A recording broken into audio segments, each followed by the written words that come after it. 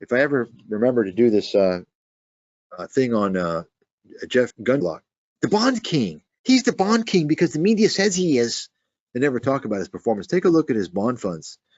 He's loaded up on agency bonds. If you want to take a look at how his fund is done, take a look at agency bonds, MBS, mortgage-backed securities. Annually done the same thing. Okay. Here's the point. The point is that there's times to be in these types of things and times to be out of them. Well, he runs a fund. You're fucked. If you're in that fund, you're fucked.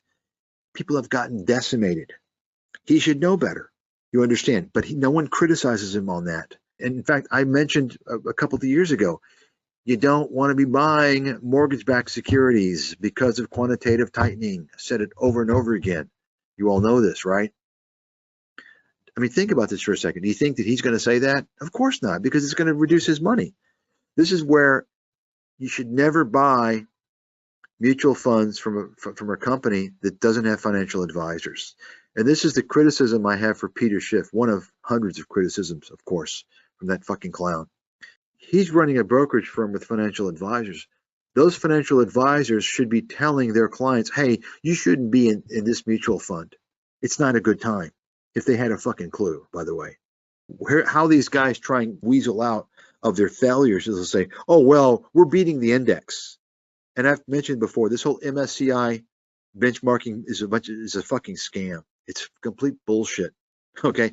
Nobody gives a fuck, ultimately, at the end of the day, how you did versus how your fund did versus the index. If your fund is down 50% and the index is down 55%, I don't care. Why the fuck did you put me in that fund? Right? You all understand what I'm saying?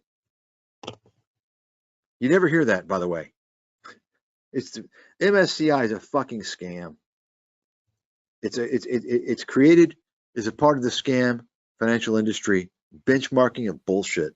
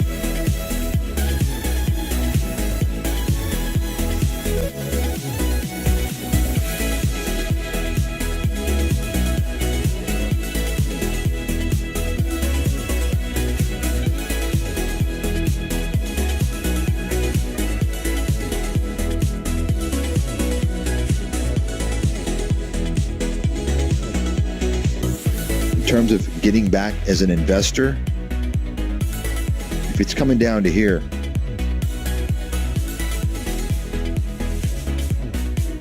almost irrespective of what's going on, I have to believe, if I have to make a call in advance, and of course I can change depending on what happens, but I have to believe this is where you want to start doing that 18, 17, around there.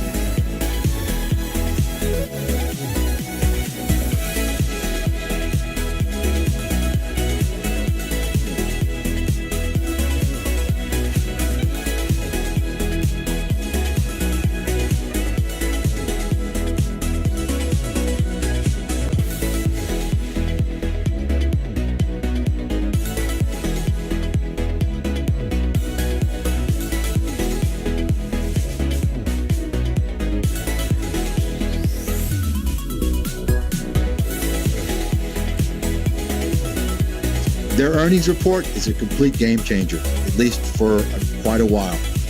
Bottom line, NVIDIA now is going to enter the realm of Tesla, Apple, and all these other big,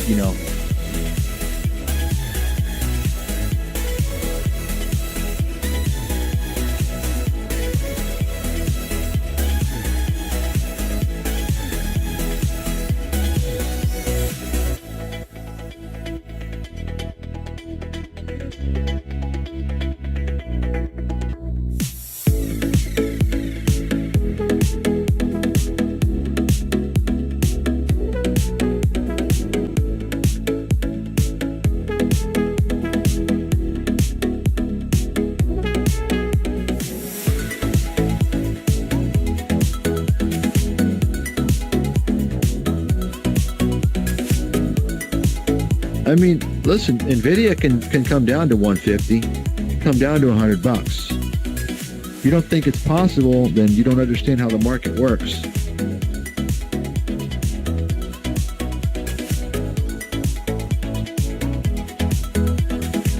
I mean, listen, NVIDIA can come down to 150, come down to $100. If you don't think it's possible, then you don't understand how the market works.